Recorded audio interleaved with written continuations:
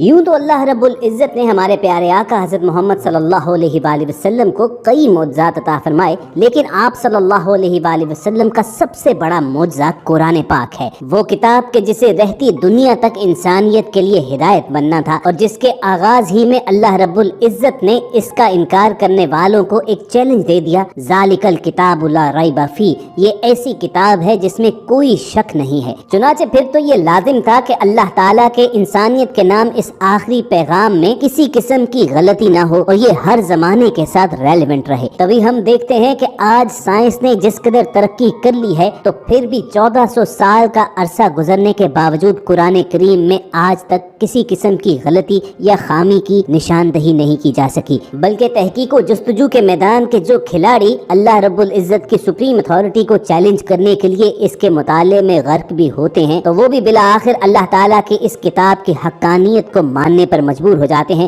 کیونکہ ان کے سامنے اس کتاب حق میں جدید سائنسی معلومات سے لے کر زبان و بیان کے عجیب و غریب معجزات آتے ہیں۔ اپنی آج کی ویڈیو میں ہم نے قرآن کریم کی مختصر ترین سورت الکوثر کا ایک معجزہ آپ کے ساتھ شیئر کرنا ہے، لیکن آگے بڑھنے سے پہلے آپ ریڈ بٹن پر کلک کر کے اور بیل آئیکن کو پریس کر کے ہمارے چینل کے سبسکرائبرز بننا مت بھولیے، تاکہ ایسی اسلامی معلوماتی ویڈیوز آپ کی روزمرہ زندگی میں شامل رہیں۔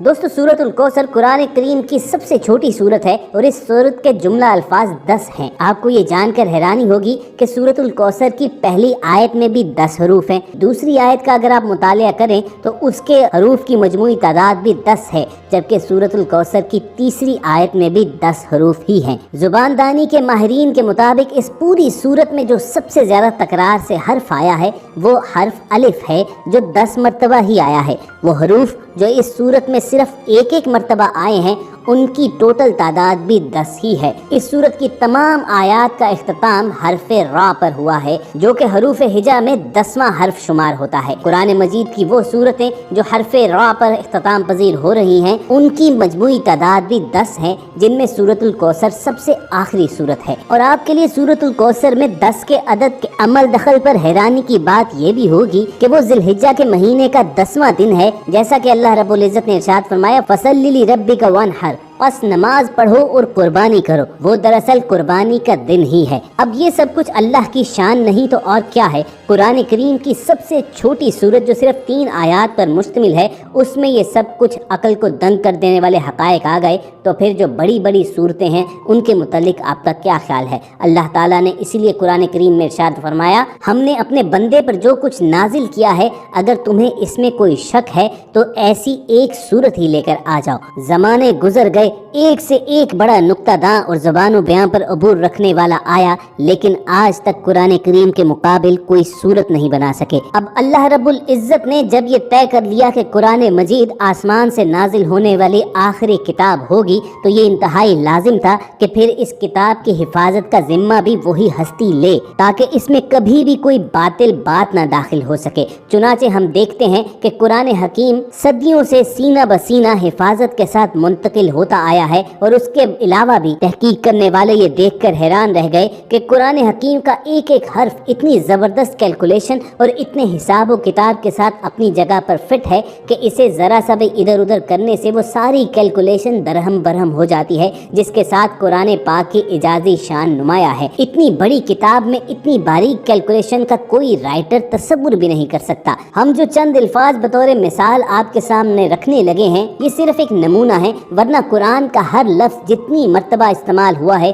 وہ تعداد اور اس کا پورا بیک گراؤنڈ اپنی جگہ خود علم و عرفان کا ایک وسیع جہان ہے۔ دنیا کا لفظ اگر 115 مرتبہ استعمال ہوا ہے تو اس کے مقابل آخرت کا لفظ بھی 115 مرتبہ ہی آیا ہے۔ اسی طرح قرآن کریم میں انسانوں کو بہکانے والی مخلوقات شیاطین کا ذکر اگر 88 مرتبہ آیا ہے تو پھر اللہ تعالیٰ کے نمائندے ملائکہ کا ذکر بھی اسی تعداد میں آیا ہے۔ اس دنیاوی زندگی کی حقیقت کو بیان کرتے ہوئے اگر اللہ نے قرآن مجید میں حیات کا لفظ 145 مرتبہ استعمال کیا تو پھر اس دنیاوی زندگی کے اختتام یعنی موت کا ذکر بھی ٹھیک اتنی مرتبہ آیا۔ اسی طرح نفع و نقصان اور کفر و ایمان کے الفاظ بھی برابر تعداد میں قرآن حکیم میں موجود ہیں۔ ماہرین تو یہ دیکھ کر بھی حیران رہ گئے کہ اس کلام الہی میں شہر کا لفظ 12 مرتبہ آیا ہے۔ عربی میں شہر کا مطلب مہینہ ہوتا ہے اور سال میں 12 مہینے ہی ہوتے ہیں۔ اب اتنی بڑی کتاب میں اس عددی مناسبت کا خیال رکھنا کسی بھی انسانی مصنف کے بس کی بات نہیں،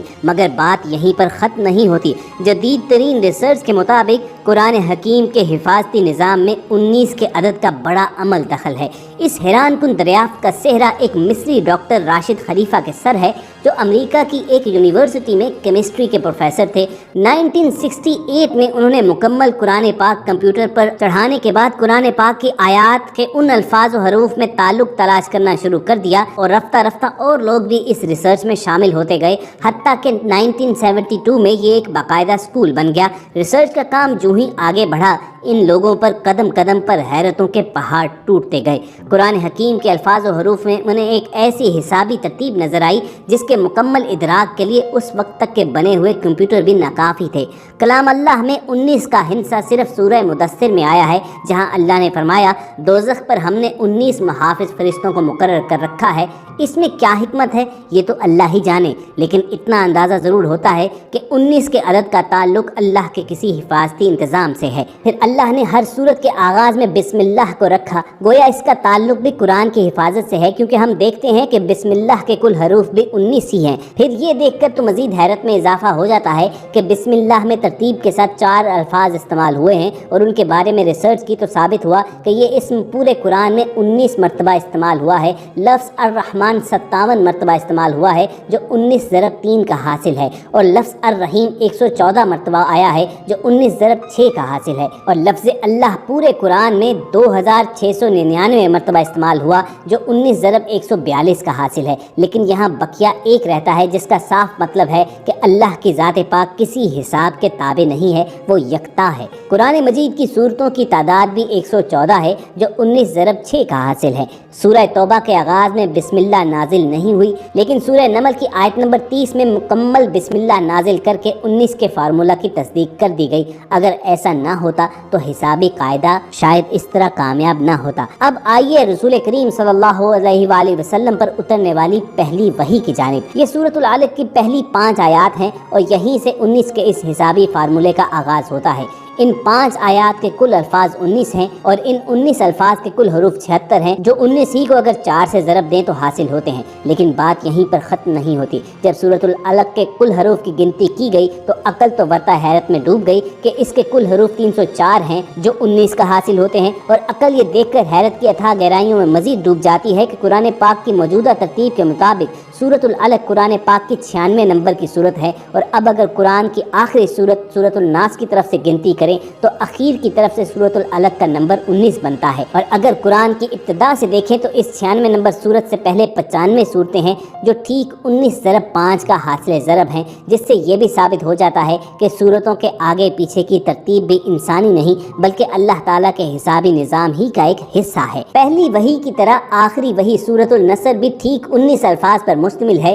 یوں کلام اللہ کی پہلی اور آخری سورت ایک ہی حسابی قاعدے سے نازل ہوئی۔ سورہ فاتحہ کے بعد قرآن حکیم کی پہلی سورت سورۃ البقرہ کی کل آیات 286 ہیں، اور 2 ہٹا دیں تو مکی صورتوں کی تعداد سامنے آتی ہے، اور اگر اس میں سے 6 ہٹا دیں تو مدنی صورتوں کی تعداد سامنے آتی ہے۔ خواتین حضرات، آج جب کہ عقل و خرد کو سائنسی ترقی پر بڑا ناز ہے، یہی قرآن پھر اپنا چیلنج دہراتا ہے۔ حساب دان، سائنسدان، ہر خاص و عام، مومن اور کافر سبھی سوچنے پر مجبور ہیں کہ آج بھی کسی کتاب میں ایسا حسابی نظام ڈالنا انسانی بساط سے باہر ہے۔ کمپیوٹرز کی مدد سے بھی اس جیسے حسابی نظام کے مطابق ہر طرح کی غلطیوں سے پاک کسی کتاب کی تشکیل ناممکن ہوگی، لیکن 1400 برس پہلے تو اس کا تصور ہی محال ہے۔ لہٰذا کوئی بھی صحیح العقل آدمی اس بات کا انکار نہیں کر سکتا کہ قرآن کریم کا حسابی نظام اللہ کا ایسا شاہکار معجزہ ہے جس کا جواب قیامت تک کبھی بھی نہیں دیا جا سکتا۔ اور قرآن میں اللہ تعالیٰ ایک جگہ فرماتے ہیں کہ پوچھ لو گنتی کرنے والوں سے۔